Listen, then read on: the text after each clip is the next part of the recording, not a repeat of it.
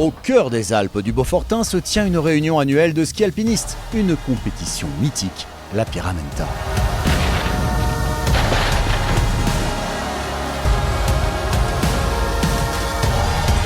Une communion entre athlètes et spectateurs, des moments inoubliables, intenses et émouvants, une bande-son originale et propre au lieu à base de tintements de cloche et d'encouragements vocaux gutturaux.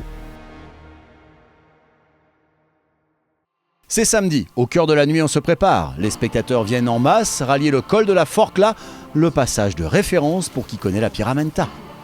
Les premiers départs du jour se feront à 7h du matin. Déjà on se dit que c'est la dernière, après on sait qu'elle est quand même, épique, donc hâte. Ça fait des années que je suis bénévole, j'ai toujours rêvé de la faire. Ça fait plaisir de passer de l'autre côté. Là-haut on va retrouver tous les copains, ça va être sympa, on a quand même hâte. C'est la fête du sourire sur les lignes de départ de la 39e Pyramenta.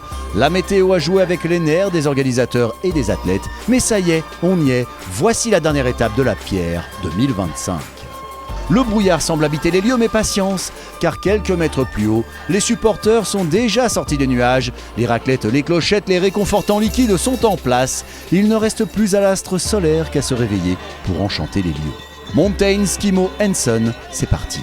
Le col de la Forclaz, c'est ça.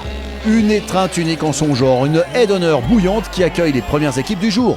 William Bonmardion et Xavier Gachet, les leaders en élite homme, ont 5 minutes d'avance au général, mais ne lâchent rien au binôme Matteo Jacquemou Samuel Eki, second qui se bat peut-être pour remporter la dernière étape.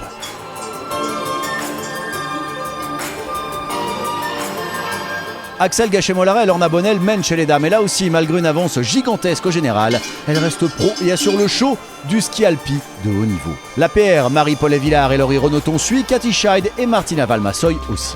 En sortant du col, pas encore de boule au ventre. On sait que le parcours repassera par là et que l'on pourra une dernière fois faire le plein d'énergie dispensé par ce public en transe.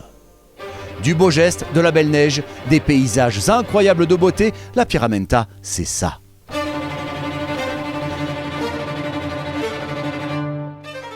Ouais, faut savourer la dernière. Le temps est magnifique aujourd'hui, donc faut en profiter. Merci aux spectateurs, merci à l'organisation, merci aux bénévoles, merci à vous la presse, à tout le monde, parce que sans vous, il n'y aura pas de course. C'est incroyable, jamais vu ça, la grande classe. On kiffe, un accueil de triomphe.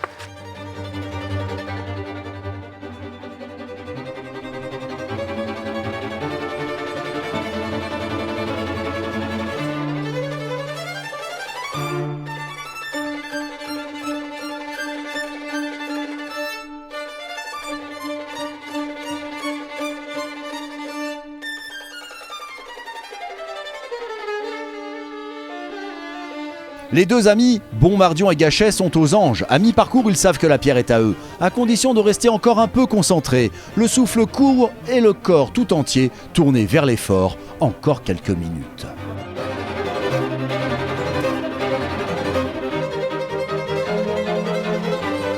Depuis leur premier passage, la foule a encore grossi. L'ambiance a encore monté d'un cran. Le dernier passage enchanté se présente. Ultime séquence, dégustation visuelle et auditive à venir.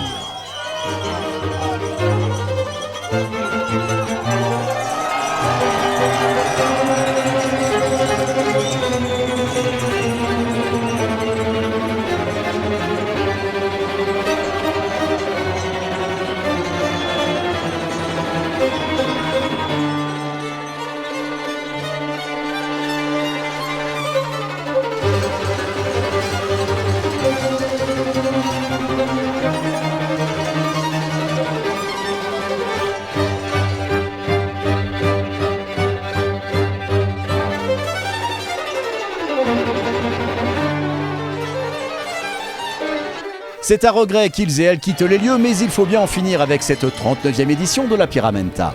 Une dernière descente ardue en direction de l'aire d'arrivée, et il sera temps de faire les comptes et la fête.